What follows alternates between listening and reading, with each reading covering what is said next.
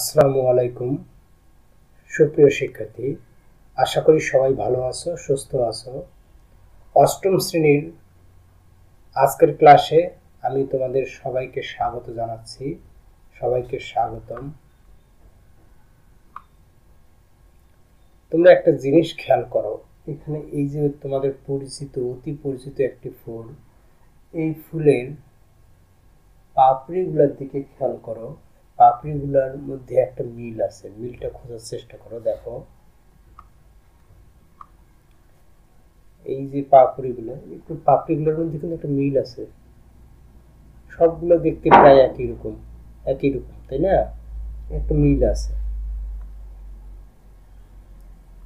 তো এই যে মিল আছে, তারপর এখানে দেখো এই যে আমাদের এটা স্পাইরাল যে বাইন্ডিংটা আছে, এই স্পাইরাল বাইন্ডিং এর মধ্যে একটা কিন্তু মিল আছে, নির্দিষ্ট দূরত্ব এখানে মিল আছে। তাহলে এইরকম অনেক জিনিস আমরা বাস্তব জগতে দেখি যার মধ্যে অনেক মিল পাওয়া যায়। তোমরা জানলার গ্রিলে দেখবা মিল আছে, এরকম অনেক কিছু আছে যার মধ্যে মিল খুঁজে পাওয়া যায়। তো আমাদের আজকের পড়ালেখা সেই বিষয়ে হবে। পড়ালেখা শুরুর আগেই গতানুগতিকভাবে আমি আমার পরিচয়টুকু একটু দিয়ে নেই।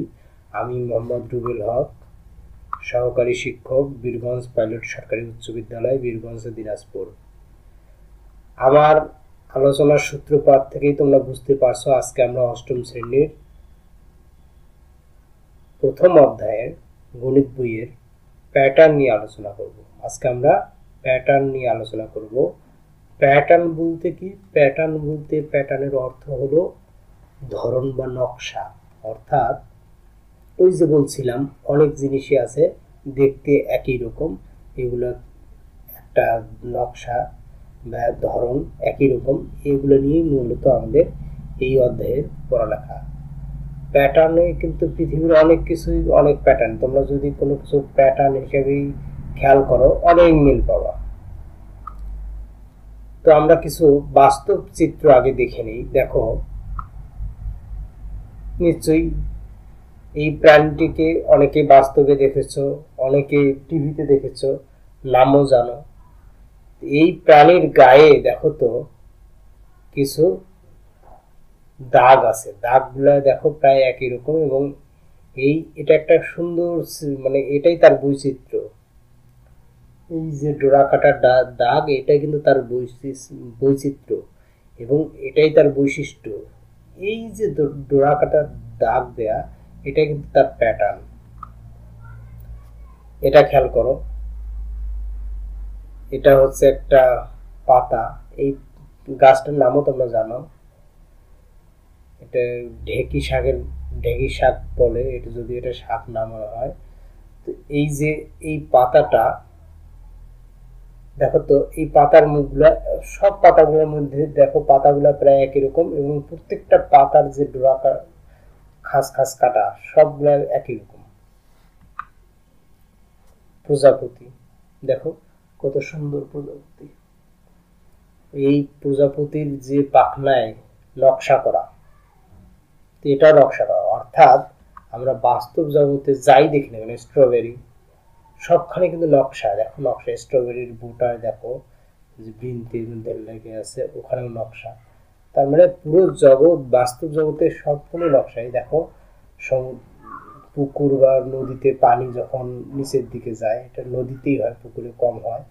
তো এই যে ধীরে ধীরে ঢেউয়ের ফলে বালুর খাস খাস সৃষ্টি হয়েছে, এটাও কিন্তু একটা নকশা, প্যাটার্ন। এটা তো আমি প্রথমেই দেখিয়েছি, এটাও প্যাটার্ন। তাহলে আমাদের আজকের পড়ালেখাই মূলত হচ্ছে প্যাটার্ন নিয়ে, অর্থাৎ নকশা বা ধরন নিয়ে। দেখো তো এখানে তোমরা কি দেখতে পাচ্ছ, এখানে বাংলাদেশের কয়েকটা অংশ দেয়া আছে, রংপুর, রাজশাহী, খুলনা, বরিশাল, ঢাকা, সিলেট, চট্টগ্রাম। এখানে বাংলাদেশকে কয়েক ভাগে ভাগ করা হয়েছে। যদিও এটাকে বিভাগ বলছি না, বিভাগ বলছি না এই কারণেই, কারণ সম্পূর্ণ বিভাগ মনে এখানে আসেনি। তো বাংলাদেশকে কয়েকটা ভাগে ভাগ করা হয়েছে। এখন যদি এই খণ্ডগুলো, বাংলাদেশের খণ্ডগুলোকে আমি একখানে করি, তাহলে দেখো তো বাংলাদেশ তৈরি হয়ে গেছে, হয়নি? বাংলাদেশ তৈরি হয়নি। এই বাংলাদেশকে ভাগ করলাম, একখানে করলাম, তারপরেও বাংলাদেশ হলো না। বাংলাদেশের মানচিত্র হলো না, কারণ হলো না কেন? আমরা আসলে বাংলাদেশের মানচিত্র এভাবে জানিনি, এভাবে জানি না, বাংলাদেশের মানচিত্রের মতো হয়নি। তাহলে আমাদের নিশ্চয়ই কোথাও ভুল হয়েছে, আমার যে অংশগুলো ছিল সেগুলোকে আমি ভালো করে বসাতে পারিনি। এবারে দেখো আবার ওই অংশগুলোকে নিলাম, এবারে দেখি এই অংশগুলো একত্রিত করি। এবার কিন্তু হয়ে গেছে, অর্থাৎ বাংলাদেশ তখনই বাংলাদেশ হবে যদি বাংলাদেশের প্রত্যেকটা অঞ্চল আমি নিজ ঠিক ঠিক জায়গায় স্থাপন করতে পারি। তোমরা অনেকে ওই যে রিউবিক কিউব খেলো, কালারগুলো মিক্সিং করো, অর্থাৎ কোনটা কোথায় বসাতে হবে সেটা যদি ভালো করে বসাতে পারো তাহলে ওটা তাড়াতাড়ি মিল হবে। যারা দ্রুত পারে তাদের আইকিউ ভালো ধরা হয়, যারা কম পায় তাদের আইকিউ কম ধরা হয়। তো যাই হোক, আমি তোমাদের যেটা বলবো, এই যে অংশগুলো ছিল এটা প্রত্যেকটাই বাংলাদেশের একটা অংশ, এটাকে সঠিকভাবে স্থাপন করলে তবেই সেটি বাংলাদেশ হবে। তাহলে বুঝতে পারছো নিশ্চয়ই প্যাটার্ন, আমাদের বাস্তব জগতে প্যাটার্নের গুরুত্ব কত। আমরা মূলত এখানে সাংখ্যিক এবং জ্যামিতিক প্যাটার্ন নিয়ে আলোচনা করবো, অর্থাৎ সংখ্যার প্যাটার্ন এবং জ্যামিতিক প্যাটার্ন নিয়ে আলোচনা করবো। জ্যামিতিক প্যাটার্ন মানে আমাদের বাস্তব জগতের প্যাটার্ন। তো তোমরা এখন প্রথমে খেয়াল করো, এখানে একটা ত্রিভুজের মতো দেখানো হচ্ছে। আমরা একটু আবার প্রথম থেকে দেখি। প্রথম যে ত্রিভুজটি আছে তার মধ্যে এক বসানো, তারপরে পরের নিচে অংশ ফাঁকা দিয়ে দুই পাশে দুটি ত্রিভুজ আছে, দেখো ওখানেও এক এক বসানো, এবং ওই একের নিচে আবার ফাঁকা দিয়ে তিনটি ত্রিভুজ বসানো হয়েছে। তাহলে দেখো এখানে সুন্দর একটা প্যাটার্ন হয়েছে।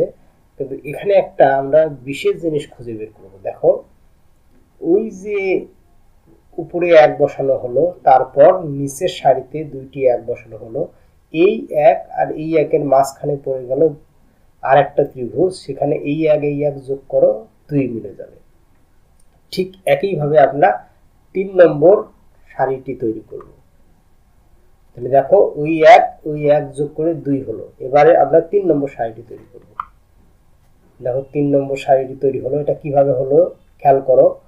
আগে যেমন এই যে এক আর ওই এক যোগ করে 2 হলো, এবারে কিন্তু 1 আর 2 যোগ করে 3 হবে। 1 যোগ করে 1 এবং 2 এর মাঝে আছে 3, তাহলে 1 আর 2 যোগ করে 3 বসবে, তারপর 2 আর 1 যোগ করে 3 বসবে।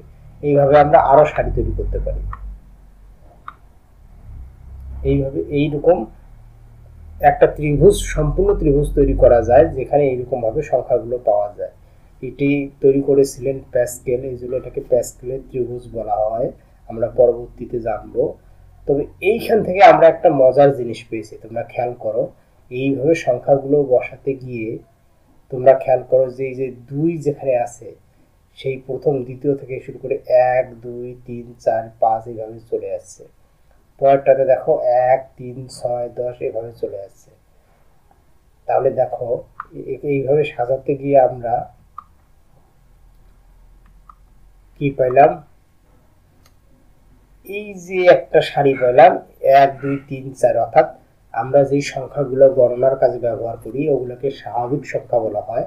তাহলে 1 থেকে শুরু করে 1 2 3 4 5 6 এই যত দূর এইভাবে তৈরি করবা সম্পূর্ণ সংখ্যা পাওয়া যাবে, অর্থাৎ সেটাকে বলা হবে স্বাভাবিক সংখ্যা। তাহলে দেখো এটা একটা স্বাভাবিক সংখ্যার প্যাটার্ন।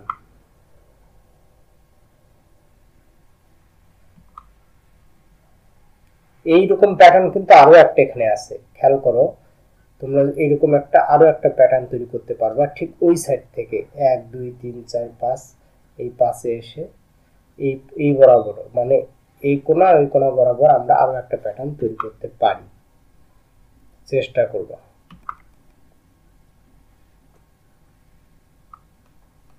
তোমরা নিশ্চয়ই জানো মৌলিক সংখ্যা কাকে বলে। আমরা জানি ছোট ক্লাসে পড়েছিলাম যে সকল সংখ্যা এক এবং ওই সংখ্যা ছাড়া আর কোনো সংখ্যা দিয়ে ভাগ করা যায় না সেই সকল সংখ্যাকে মৌলিক সংখ্যা বলা হয়। ছোটকালে পড়েছ, যেমন 13 13কে 1 দিয়ে ভাগ করা যাবে এবং 13 দিয়ে ভাগ করা যাবে, আর কোনো সংখ্যা দিয়ে ভাগ করা যাবে না। এই জন্য 13কে বলা হয় মৌলিক সংখ্যা। আমাদের ছোট থেকে শুরু হবে 2, 2 এক মৌলিক সংখ্যা নয়, 2, 3, 5, 7 এইভাবে এই সংখ্যাগুলোকে কোনো 1 এবং ওই সংখ্যা ছাড়া আর কোনো সংখ্যা দিয়ে ভাগ করা যায় না বলে এই সংখ্যাগুলোকে মৌলিক সংখ্যা বলা হয়। এখন যদি বলি 1 থেকে 100 পর্যন্ত কতগুলো মৌলিক সংখ্যা আছে বলতে পারবা? 1 থেকে 100 পর্যন্ত কতগুলো মৌলিক সংখ্যা আছে? 1 থেকে 100 পর্যন্ত মৌলিক সংখ্যা নির্ণয়ের একটা কৌশল গণিতবিদ ইরাটোস্থেনিস দিয়েছিলেন। তিনি যে পদ্ধতি ব্যবহার করেন সেই পদ্ধতিটিকে পরবর্তীতে ইরাটোস্থেনিস ছাঁকনি বলা হয়। তিনি করলেন কি, প্রথমে 1 থেকে 100 পর্যন্ত সংখ্যাগুলো এইভাবে ঘর আকারে লিখে নিলেন। এখন ঘর আকারে লেখার পর তিনি করলেন যে এই 1 থেকে 100 পর্যন্ত যতগুলো সংখ্যা আছে সেগুলোর মধ্যে প্রথমে আমরা 2কে ধরি, 2কে ধরলাম। এই 2কে ধরার পর 2 দ্বারা যতগুলো সংখ্যাকে ভাগ করা যাবে সবগুলোকে কেটে দিই। তাহলে এই 2কে নিয়ে 2 দ্বারা যতগুলো সংখ্যাকে ভাগ করা যাচ্ছে অর্থাৎ জোড় সংখ্যা যতগুলো আছে সবগুলোকে আমি কেটে দিচ্ছি। তাহলে 2 দ্বারা যতগুলো সংখ্যা ভাগ করা যায় সবগুলোকে কেটে দিচ্ছি, সবগুলো কেটে যাচ্ছে 2 দ্বারা ভাগ করে। এবার 2 দ্বারা সবগুলো যেগুলোকে 2 রাখলাম 2কে বাদ দিয়ে 2 দ্বারা বিভাজ্য সকল সংখ্যাকে আমি কেটে দিলাম।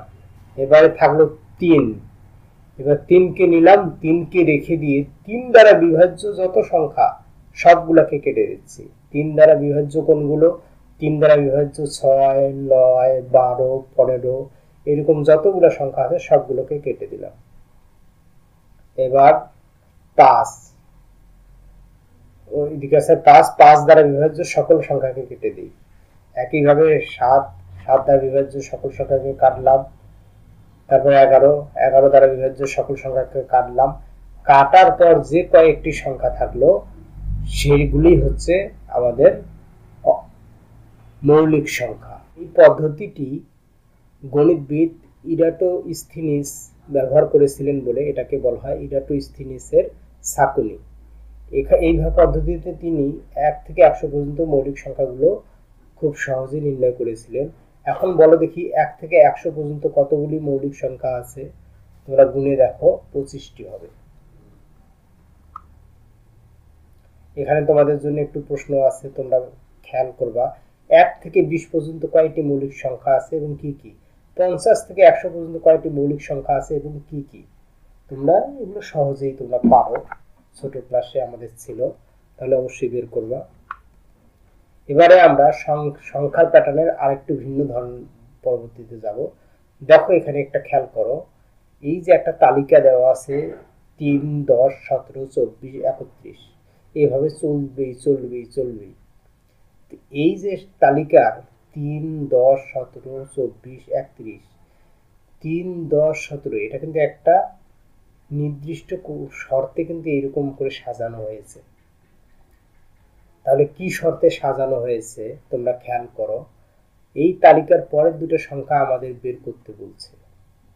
31-এর পরের দুটো সংখ্যা এইভাবে কিভাবে সাজানো যায়? 3-এর পরে 10 কিভাবে আসলো, 17 কিভাবে আসলো, ঠিক একই পদ্ধতিতে 31-এর পরের দুটি সংখ্যা আমরা বের করব। তো একটা জিনিস খেয়াল করো, 3 আর 10, এই 3 আর 10-এর পার্থক্য কত হবে? 7। আবার 10 আর 17-এর পার্থক্য কত? 7। আবার 24 আর 17-এর পার্থক্য হবে 7। দেখো প্রত্যেকটা সংখ্যার তাদের মধ্যে পার্থক্য হচ্ছে 7 করে। তাহলে পার্থক্য হচ্ছে 7 করে। দেখো পার্থক্য হচ্ছে 7 করে, 7।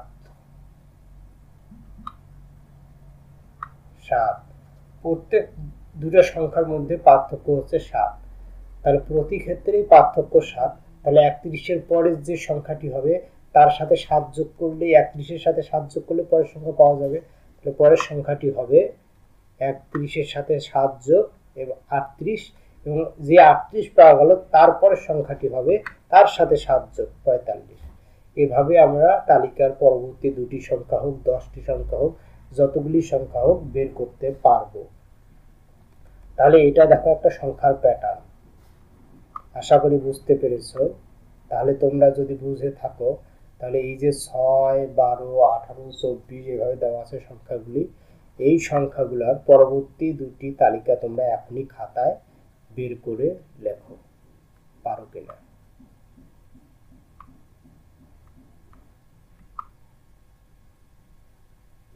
আমাদের একটা ইন্টারেস্টিং সংখ্যার প্যাটার্ন আছে, সেটাকে বলা হয় ফিবোনাক্কি সংখ্যা। এটা বিজ্ঞানী ফিবোনাক্কি দিয়েছিলেন বলে এটাকে বলা হয় ফিবোনাক্কি সংখ্যা। এই সংখ্যার প্যাটার্নটা হচ্ছে 1 1 1 1 লেখার পর 1 আর 1 2 যোগ করে কত হয় 2 2 2 আর আগে 2 এর আগে কত আছে 1, এই 1 আর 2 আবার যোগ করে কত হবে 3 3 আর 3 এর আগে কে আছে 2, এই 3 আর 2 যোগ করে কত হবে 5 5 5 এর আগে আছে 3, তাহলে 3 আর 5 যোগ করে হবে 8 8 আর 5 যোগ, এইভাবে যতদূর যাওয়া যায় যতগুলো সংখ্যা এইভাবে তৈরি করা যাবে এই রকম প্যাটার্নটাকে বলা হয় ফিবোনাক্কি সংখ্যার প্যাটার্ন। এই ফিবোনাক্কি সংখ্যার প্যাটার্নটা আমাদের বইয়ে হয়তো 10 পদ পর্যন্ত দেয়া আছে, কিন্তু তোমাদের জানার জন্য বলি এই ফিবোনাক্কি সংখ্যা মানব জীবনে আমাদের বাস্তব জীবনে খুবই গুরুত্বপূর্ণ। এই ফিবোনাক্কি সংখ্যা যারা সংখ্যার গুরুত্ব বোঝে তারা যারা বিজ্ঞানীরা এবং শিল্পীরা তারা এই সংখ্যাকে খুব ভালোবাসে। কেন ভালোবাসে বলি, এই ফিবোনাক্কি সংখ্যার প্যাটার্নটা কিভাবে তৈরি হয় সেটা দেখানো হয়েছে। তার তালিকার পরের 5টা সংখ্যা তোমরা লিখতে পারবা। আমি বলছিলাম ফিবোনাক্কি সংখ্যাকে কেন ভালোবাসে। 1 এবং 1 বাদে 1 থেকে 2 বাদে পরবর্তী সংখ্যা যে কোনো দুই মানে পাশাপাশি দুটি সংখ্যার অনুপাত একটা ধ্রুবক রাশি হয়, এই ধ্রুবককে বলা হয় সোনালী অনুপাত। তো আমরা ফিবোনাক্কি সংখ্যার একটা ভিডিও দেখি। হ্যালো ভিউয়ার্স, আমাদের এই পৃথিবীতে এমন কিছু রহস্য রয়েছে যা আজ পর্যন্ত আমরা ভেদ করতে পারিনি। এই পৃথিবীর সৃষ্টির শুরু থেকেই শেষ পর্যন্ত এমন অসংখ্য রহস্যময় জিনিস রয়েছে যা আমরা এখনো খুঁজেই চলেছি। আমাদের আজকের এই এপিসোডটি সাজানো হয়েছে রহস্যময় এক সংখ্যা দিয়ে। এই সংখ্যার সিরিজ থেকে তৈরি হয়েছে মহাজাগতিক অনেক সংখ্যার রাশিমালা। এই সিরিজের নাম হলো ফিবোনাক্কি সিরিজ।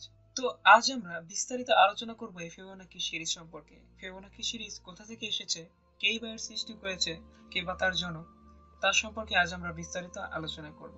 তো স্বাগতম আপনাদেরকে অদ্ভুত মায়াজালের আরো একটি নতুন পর্বে। যারা ম্যাথমেটিক্সকে ভালোবাসেন কিংবা যারা অল্প বিস্তর পড়াশোনা করেছেন ম্যাথমেটিক্স নিয়ে, তারা অবশ্যই ফিবোনাক্কি রাশিমালা সম্পর্কে অবগত রয়েছেন। এই রাশিমালা আমাদের জগতের প্রকৃতি মাতার অপার রহস্যের অবকুণ্ঠ উন্মোচন করে রেখেছে। আমরা সন্ধ্যাবেলা আকাশে অনেক সময় বক উড়ে যেতে দেখি, খুব সুন্দর দেখায় একত্রে এই বক সারিকে। কিন্তু কখনো কি আপনি বকের সংখ্যা গুণে দেখেছেন? হয়তো বা কখনো দেখাই হয়নি। সবসময় আমরা কেবল বক সারির বাহ্যিক সৌন্দর্যই উপভোগ করেছি, কিন্তু দেখা হয়নি অভ্যন্তরীণ সৌন্দর্য। ইন্টারেস্টিং বিষয় হলো বকের সারি ফিবোনাক্কি রাশিমালা মেনে চলে। নিশ্চয়ই অবাক হচ্ছেন শুনে। আজ থেকে যখন আকাশের দিক তাকাবেন তখন একটু মনোযোগ দিয়ে বসবেন বক গোনার জন্য। দেখবেন বক যখন আকাশে উঠবে তখন সেই সারিতে 8টি, 13টি, 21টি অর্থাৎ ফিবোনাক্কি রাশিমালা মেনে চলবে।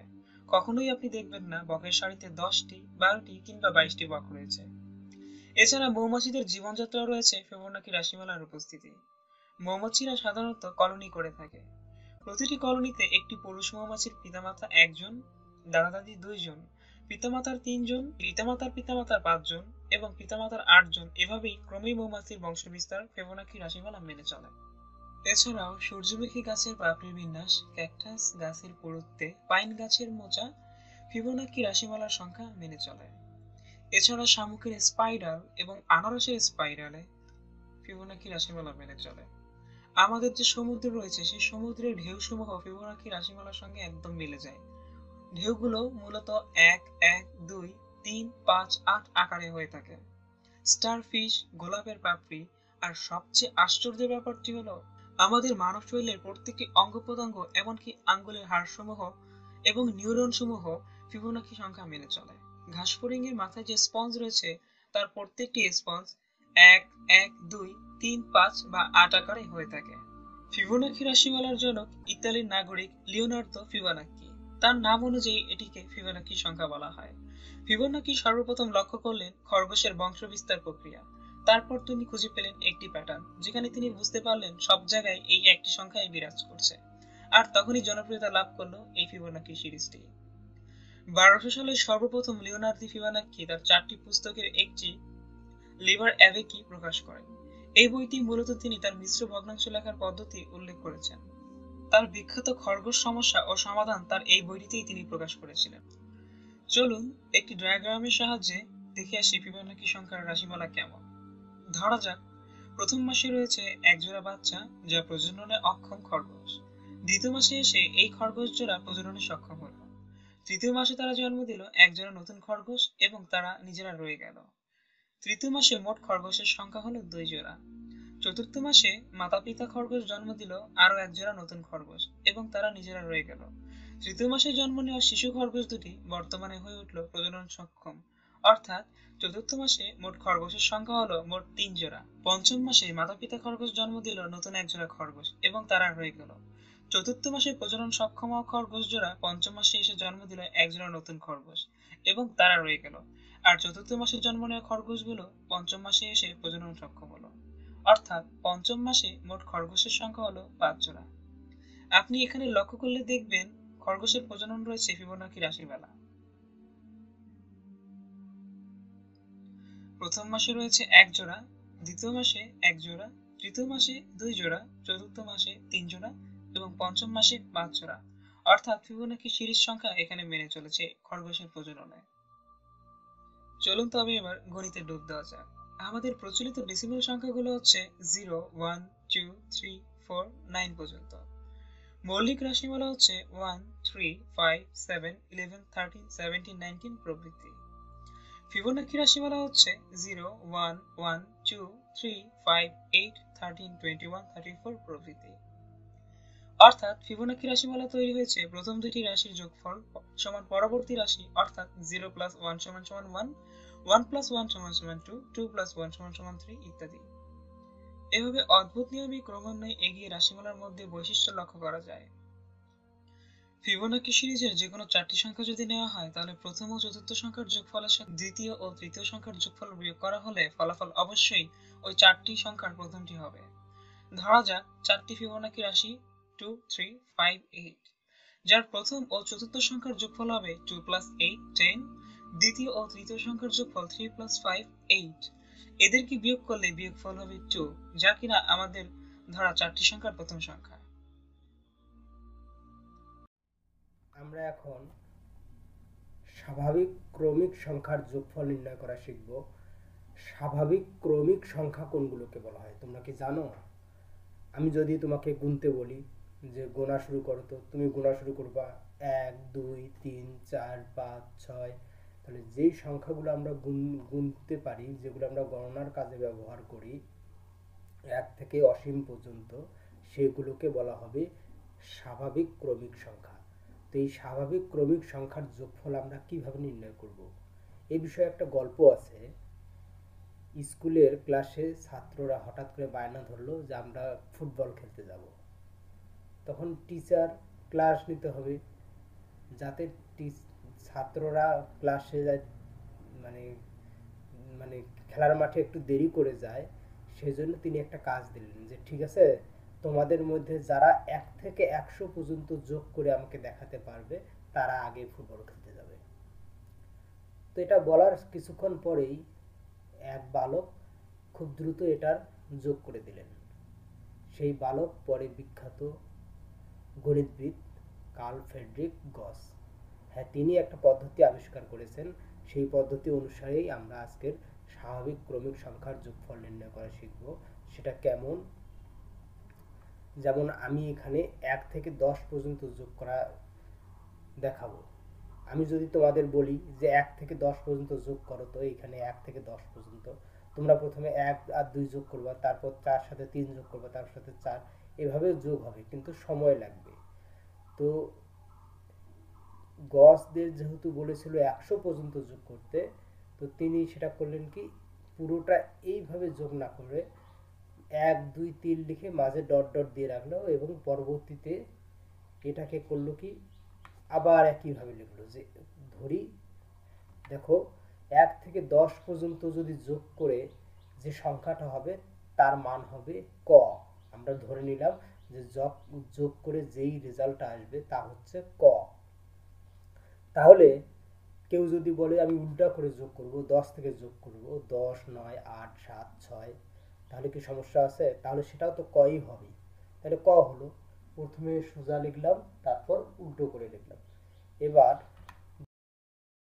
ক যোগ করলে 2 ক হবে, 1 আর 10 যোগ করলে কত হবে? 11 হবে।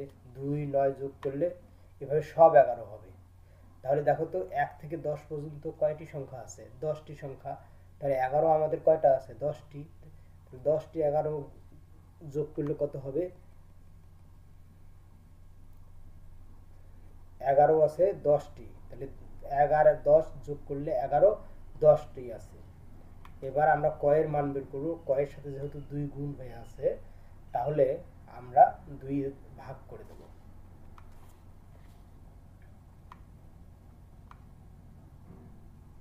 তাহলে আমাদের ফলাফল বের হয়ে গেল। এটা হিসাব করলে ফলাফলটা বের হবে।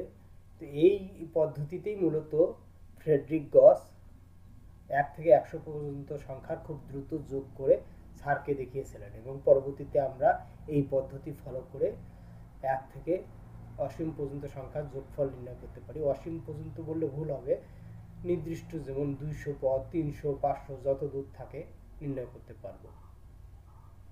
তো এখানে দেখো যে যোগটা করা হলো সেখানে 1 যোগ 10 অর্থাৎ 11, তার মানে একটা কোথাকার সংখ্যা? দেখো 1 কিন্তু প্রথমের সংখ্যা এবং 10 শেষের সংখ্যা, এবং গুণন 10 আছে যেটা 10টি সংখ্যা ছিল, এই জন্য 10, এবং তাকে 2 দ্বারা ভাগ করা হয়েছে। ফলে আমরা এখান থেকে একটা সূত্র বের করতে পারি। সূত্রটি কেমন?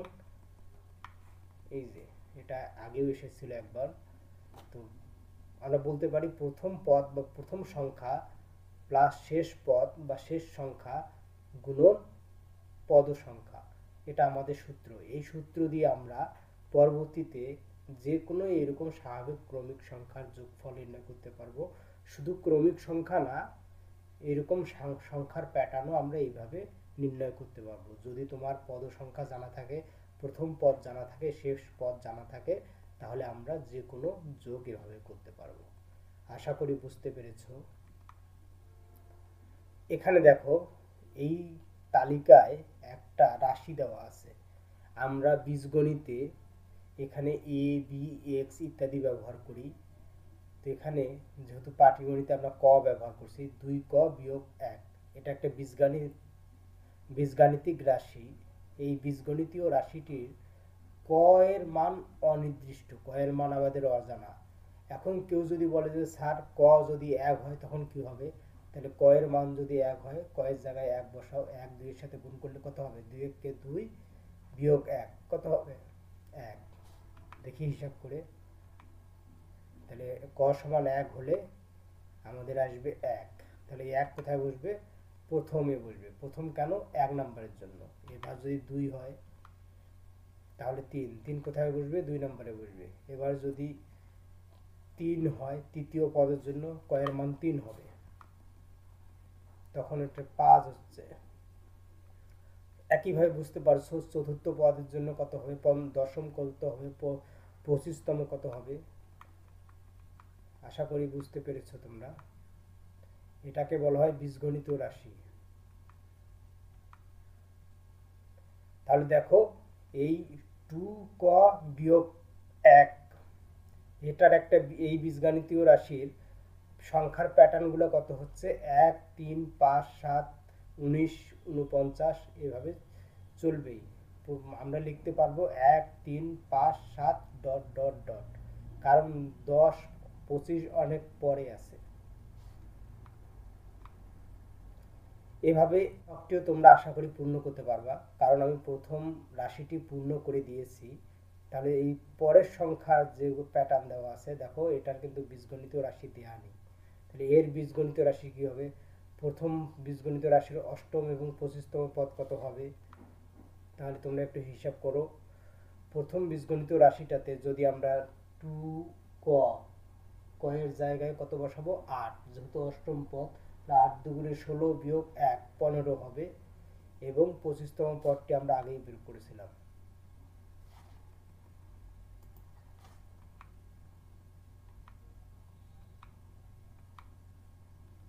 এবারে পরেরটিতে দেখো, এখানে এর বীজগণিতীয় রাশিটি কেমন হবে।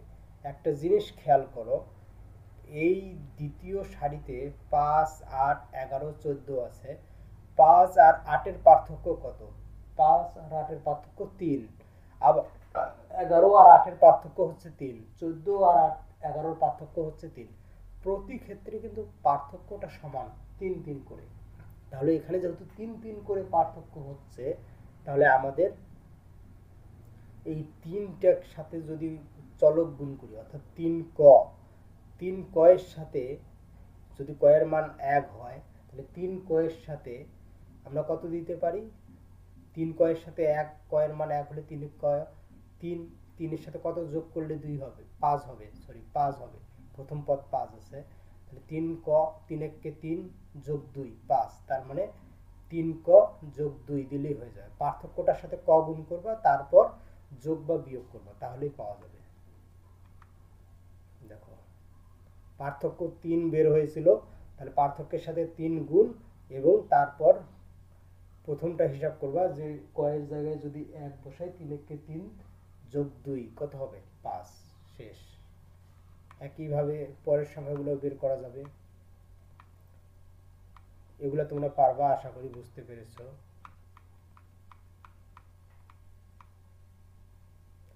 এবারে আমরা আরেকটা জিনিস শিখব। তোমরা জানো ম্যাজিক বর্গ কাকে বলে? এখানে দেখো, আড়াআড়ি ভাবে দাগ কেটে একটি বর্গ তৈরি করা হলো। পুরোটাই একটি বর্গ, আবার ওই বর্গের মাঝেও আবার কতগুলো ছোট ছোট বর্গ। যেমন এখানে তিনটি দাগ দিয়ে আমি একটা পুরো বর্গকে 2 ভাগ করে 3টা বর্গ হয়েছে, 1 2 3, আবার উপর থেকে 1 2 3, 3টা করে বর্গ। তাহলে এই উপরের বরাবর যেগুলো আছে সেগুলোকে বলা হয় সারি, নিচ বরাবর যেগুলো আছে সেগুলোকে বলা হয় কলাম। এই সারি আর কলাম অনুযায়ী সাজালে যে বর্গটি পাওয়া যায় সেটা একটা বর্গ। এখানে যদি তুমি সংখ্যাগুলো এমনভাবে বসাও, তাহলে সংখ্যাগুলোর যোগফল একটা নির্দিষ্ট সংখ্যা হয়। এবং কিভাবে যোগফল? তুমি খাড়াভাবে যোগ করো, সোজা যোগ করো, আড়াআড়িভাবে যোগ করো, যেভাবেই যোগ করো না কেন যোগফল হবে সমান। যেহেতু যোগফল সমান হয়, এই জন্য এই বর্গটিকে বলা হয় ম্যাজিক বর্গ, এবং এই যোগফলটিকে বলা হয় ম্যাজিক সংখ্যা। যেমন এখানে কয়টা বর্গ আছে? এখানে আছে 9টি বর্গ। তাহলে 1 থেকে 9 পর্যন্ত সংখ্যা আমরা এমন ভাবে সাজাবো যেন যোগ করলে একটা জিনিসই পাওয়া যায়। কিভাবে? এটা 3টি বর্গ আছে সারি বরাবর, 3টি বর্গ আছে কলাম বরাবর। কেমন করে একই সংখ্যা পাওয়া যাবে? তুমি যদি সারি বরাবর যোগ করো একই জিনিস হবে, এই বরাবর যোগ করলে একই জিনিস হবে, এই বরাবর যোগ করলে একই জিনিস হবে, এই বরাবর যোগ করলেও একই জিনিস হবে। একইভাবে কলাম বরাবর যোগ করলেও একই জিনিস হবে, আড়াআড়ি বরাবর যোগ করলেও একই জিনিস হবে। তো এটা কিভাবে তৈরি করা সম্ভব? দেখো, 3 ক্রমের ম্যাজিক বর্গের যোগ করলে যে সংখ্যাটি হবে তাকে বলা হবে 3 ক্রমের ম্যাজিক বর্গের ম্যাজিক সংখ্যা। এই ম্যাজিক সংখ্যাটি কত হয় এটা বের করার একটা সূত্র আছে। সূত্রটি হচ্ছে ক ইন্টু ক স্কয়ার প্লাস 1, ক ইন্টু ক স্কয়ার প্লাস 1। তাহলে এটি হচ্ছে আমাদের ম্যাজিক বর্গ নির্ণয় করার সূত্র। ভাগ 2, অবশ্যই ভাগ 2 দিতে হবে। ক ইন্টু ক স্কয়ার প্লাস 1 ভাগ 2। এই হিসেবে 3 ক্রমের বেলায় ক এর জায়গায় বসবে 3, তাহলে 3 ইন্টু 3 স্কয়ার যোগ 1 ভাগ 2, এভাবে আসবে 15। তাহলে 3 ক্রমের ম্যাজিক বর্গের ম্যাজিক সংখ্যা হচ্ছে 15। তাহলে আমাদের 1 থেকে 9 পর্যন্ত সংখ্যাগুলো এমনভাবে বসাতে হবে যাতে 15 আসে। তো আমরা কিভাবে বসাবো? দেখো, প্রথমে মাঝামাঝি যে বর্গটি আছে তাতে আমরা 5 বসাই দিলাম। 5 বসানোর পর দুই আড়াআড়ি যে দুই কোণা আছে তাতে দুটি জোড় সংখ্যা বসাই দিই, অথবা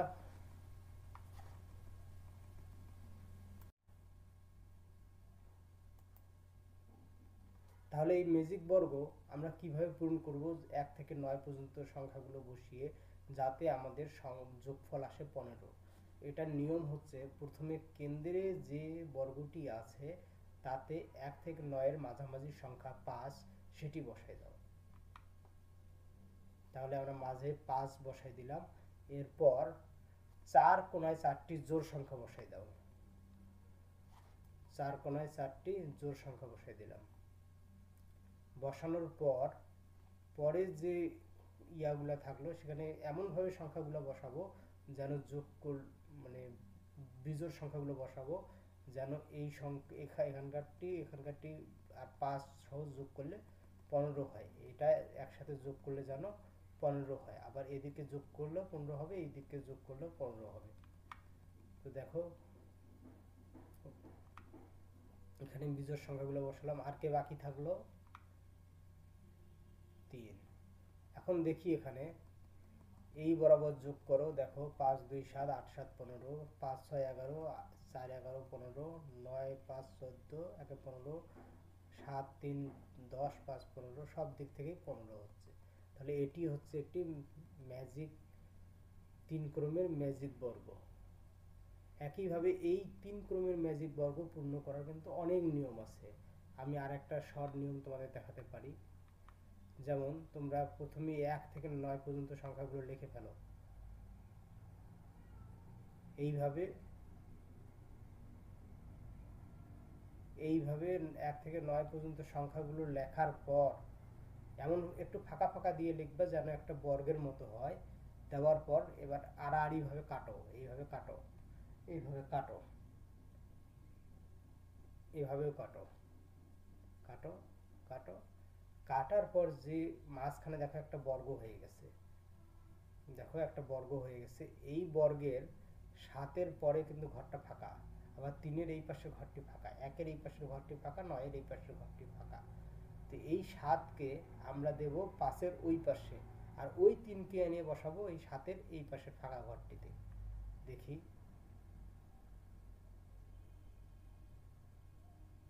9কে বসালাম 1-এর ওই ঘরের ওই পাশের ফাঁকা ঘরটি, আর 1কে বসালাম। আরেকবার দেখো, 1কে আনলাম এই পাশের ফাঁকা ঘরে, আর 9কে নিয়ে গেলাম ওই পাশের ফাঁকা ঘরে, আবার 7কে ওই পাশের ফাঁকা ঘরে, 3কে এই পাশের ফাঁকা ঘরে। তাহলে যা হলো সেটাই কিন্তু একটি 3 ক্রমের ম্যাজিক বর্গ। এখন এখান থেকে বাকিগুলো সেটে ফেলে যে বর্গটি পাওয়া যাবে সেটি হচ্ছে এটা। এটা সোজা করে লিখলেই আমাদের ম্যাজিক বর্গটি হয়ে গেল। তাহলে এইভাবেও 3 ক্রমের ম্যাজিক বর্গ তৈরি করা যায়।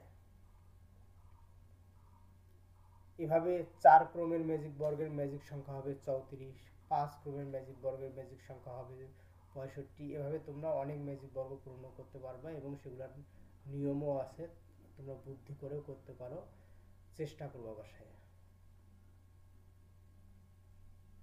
এখানে একটা তালিকা দেয়া আছে তোমাদের বাড়ির কাজ, তোমাদের উল্লেখ করতে হবে এই সংখ্যার তালিকার এটা এটা কোন ধরনের প্যাটার্ন। প্যাটার্নটির পরবর্তী 3টি সংখ্যা তোমাকে বের করতে হবে এবং প্যাটার্নটির সংক্ষিপ্ত পদ্ধতিতে প্যাটার্নটির 10টি পদের সমষ্টি তুমি নির্ণয় করবা, অর্থাৎ সূত্র ব্যবহার করে তুমি 10টি পদের সমষ্টি নির্ণয় করবা। এটি তোমাদের বাড়ির কাজ। আশা করি তোমরা বুঝতে পেরেছো। পরবর্তী ক্লাস দেখার আমন্ত্রণ জানিয়ে আজকে শেষ করছি। সবাই ভালো থাকো। ধন্যবাদ।